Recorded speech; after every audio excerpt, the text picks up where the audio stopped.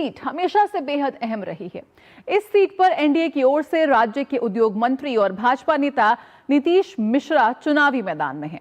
उनके सामने महागठबंधन की तरफ से सीपीआई नेता राम नारायण यादव एक बार फिर अपनी चुनौती पेश कर रहे हैं। गौरतलब है कि 2020 के चुनाव में नीतीश मिश्रा ने राम नारायण यादव को करारी शिकस्त दी थी।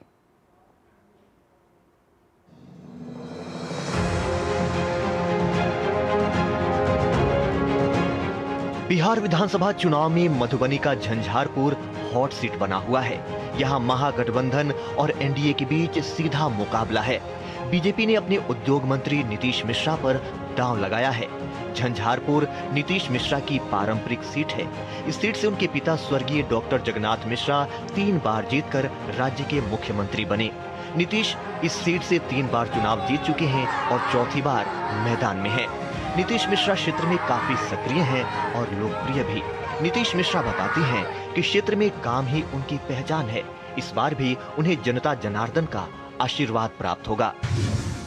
ये चुनाव बिहार के भविष्य का है, तो वही आग्रह झंझारपुर के मतदाताओं से कर रहे हैं कि ये बिहार के भविष्य के साथ साथ झंझारपुर के भविष्य को सुनिश्चित करने के लिए कमल के निशान पर लोग अपना समर्थन दें और आशीर्वाद दें। बिहार में जो असीम संभावनाएं हैं पर्यटन में, उसमें विभिन्न क्षेत्रों को आगे बढ़ाने की कोशिश की, बिहार की बेहतर ब्रांडिंग की कोशिश की और उद्योग मंत्री के तौर पर भी जो बिहार में एक नया औद्योगिक माहौल बन रहा है, जो निवेशक बिहार के प्रति आकर्षित हो रहे हैं, तो उसमें बिहार में अब आने वाले समय में बहुत संभावनाएं आ गई हैं कि मेजर इन्वेस्टमेंट आए और वो इन्वेस्टमेंट शुरू भी हो चुका है। महागठबंधन की ओर से सीपीआई उम्मीदवार राम नारायण यादव चुनावी मैदान में ताल ठोक रहे हैं। हालांकि मिथिला के इस क्षेत्र में कम्युनिस्ट पार्टी का जनाधार अब कुछ खास नहीं है। पिछले चुनाव में नीतीश मिश्रा ने राम नारायण यादव को भारी मतों से पराजित किया था। एक बार फिर महागठबंधन ने सीपीआई उम्मीदवार राम नारायण यादव पर ही भरोसा जताया है।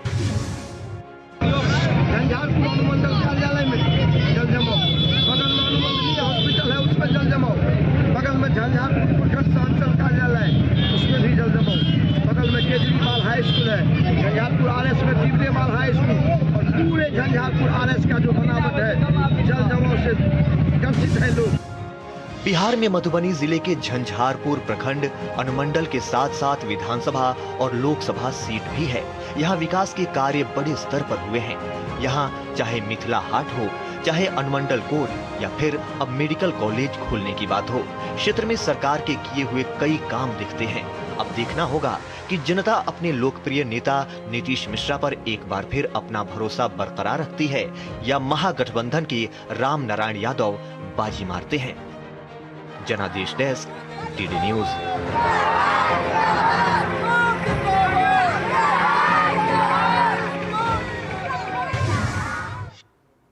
तो यादव जी एक बार फिर दे रहे हैं चुनौती। बिहार विधानसभा चुनाव के दूसरे चरण में मिथिला की हृदय स्थली मधुबनी की 10 विधानसभा सीटों पर भी मतदान होना है। पिछले चुनाव में 10 में से 8 सीटें एनडीए के खाते में आई थीं, जबकि 2 पर आरजेडी का कब्जा था। इस बार भी मुकाबला आमने सामने का है। मिथिला पेंटिंग के लिए दुनिया भर में मशहूर मधुबनी में क्या है जनता के मुद्दे, इस चुनावी सफर में जानने की कोशिश की संवाददाता शैलेंद्र मिश्र ने।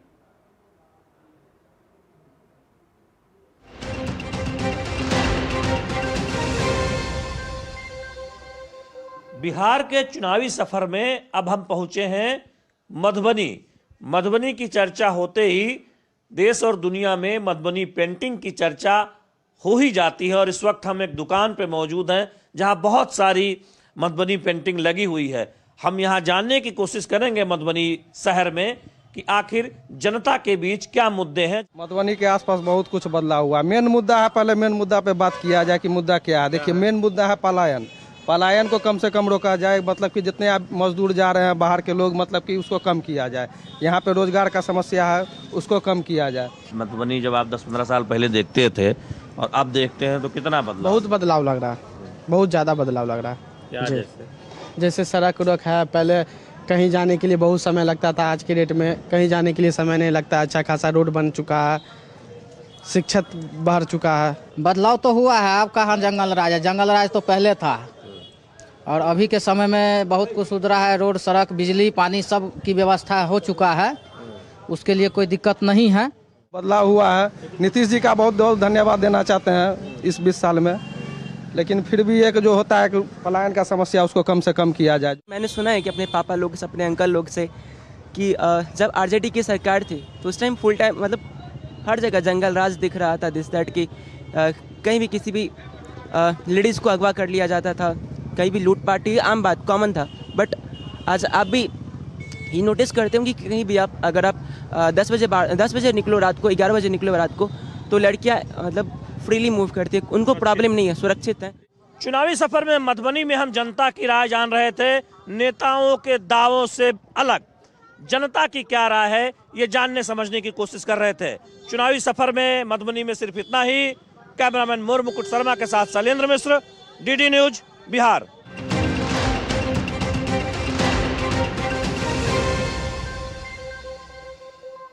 तो आइए सीधे रुख कर लेते हैं शैलेंद्र मिश्रा का, जो इस वक्त हमारे साथ मौजूद हैं ग्राउंड जीरो से। जनता के बीच जा रहे हैं, जनता का मूड भांपने का प्रयास कर रहे हैं। अगर हम बात करें दूसरे चरण की मतदान की, तो यहां पर इस वक्त दावे बड़े बड़े हो रहे हैं, क्योंकि पहले चरण में बिहार ने रिकॉर्ड कायम किया है। तो सबसे पहले यही कि किस तरह से दूसरे चरण को लेकर जोश नजर आ रहा है, और खास तौर पर जो महिलाओं की बात हो रही है, किस तरह से एक साइलेंट फोर्स के रूप में वो उभरती नजर आ रही है। मधुबनी पेंटिंग्स भी महिलाएं बहुत बड़ी संख्या में करती हैं, उनकी आजीविका का बहुत मुख्य साधन है।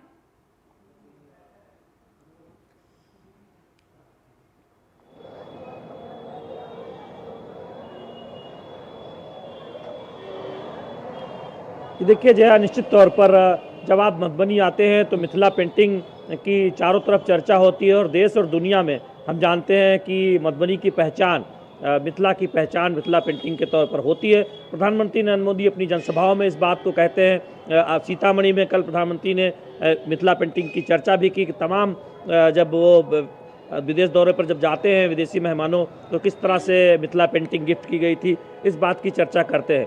हम जानते हैं कि अगर इस पूरे क्षेत्र को देखें, जिसमें सीतामढ़ी, पूर्वी चंपारण, पश्चिमी चंपारण, ये मधुबनी, ये आसपास के इलाके आते हैं, ऐसी 40 सीटों में 31 सीटें मिली थी पिछली बार भारतीय जनता पार्टी और एनडीए के सहयोगी दलों को, जेडीयू और बाकी जो सहयोगी दल थे, और सिर्फ 9 सीटें महागठबंधन और आरजेडी के खाते में आई थी। तो उस लिहाज से बहुत चुनौती है बीजेपी जेडीयू के लिए कि वो अपने गढ़ को बचाए रख सके। एक और दिलचस्प बात देखने को मिली है कि कई जगह पर गठबंधन के अंदर ही लोगों को लगता है कि अगर दूसरे सहयोगी को सीट मिली होती तो ज़्यादा बेहतर होता। जैसे कि अभी आपने एक स्टोरी दिखाई, नीतीश मिश्रा झंझारपुर से बीजेपी से लड़ रहे हैं, सामने सीपीआई एमएल के उम्मीदवार हैं, वहाँ पर कुछ लोग कहते मिले कि आरजेडी का उम्मीदवार होता तो ज़्यादा बेहतर होता।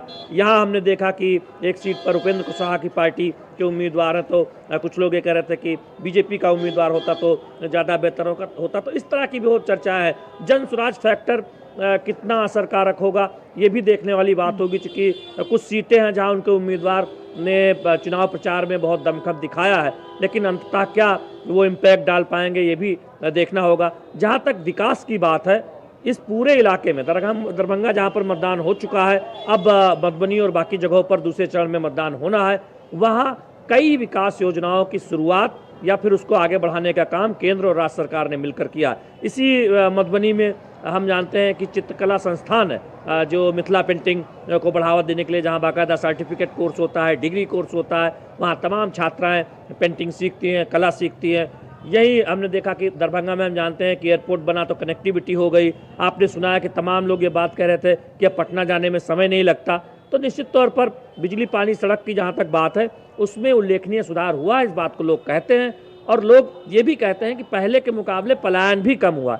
बड़ी चर्चा हो रही है रिकॉर्ड मतदान प्रतिशत की। जया, 3 महत्वपूर्ण बातें हैं। महिला फैक्टर निश्चित तौर पर है, क्या वो नीतीश कुमार की लोकप्रियता और प्रधानमंत्री नरेंद्र मोदी की अगुवाई में जो तमाम योजनाओं से महिलाओं को फायदा दिया गया है उसका असर है, इस पर चर्चा हो रही है। दूसरी बात यह कहा जा रहा है कि छठ में जो बहुत सारे लोग जो बाहर काम के लिए जाते हैं वापस आए, वो रुक गए मतदान के लिए। लेकिन इसके साथ ही एक बात और कही जा रही है कि बीते 5 वर्षों में रिवर्स पलायन हुआ है, यानी स्थायी तौर पर लोग अब वापस आए हैं, तो बिल्कुल। अगर 10 में एक भी बंदा जो बाहर रहता है वापस आया है, तो ये 10% एक तरह से मतदान बिल्कुल। प्रतिशत तो हो जिस जाता तरह है, से महिला तो वो भी फैक्टर मतदान काम प्रतिशत करेगा बढ़ा कि नहीं हुआ दिखाई करेगा, दे सकता है। रिकॉर्ड तो जो ये एक बहुत मतदान बड़ा हुआ है फैक्टर पहले चरण में, इसमें हम उसका देख रहे हैं असर कि कितना दिखाई देगा। 65% अगर आप और दूसरे जिस राज्यों में तरह- जाए तो कोई बहुत बड़ा जी। रिकॉर्ड प्रतिशत नहीं होता, लेकिन जी। बिहार में ये बहुत बड़ा रिकॉर्ड प्रतिशत है। बिल्कुल। और किस तरह से जो महागठबंधन में जो जोर आजमाइश हुई है उसका असर मतदान में कितना नजर आएगा वो भी देखने वाली बात होगी। फिलहाल बहुत बहुत शुक्रिया शैलेंद्र मिश्र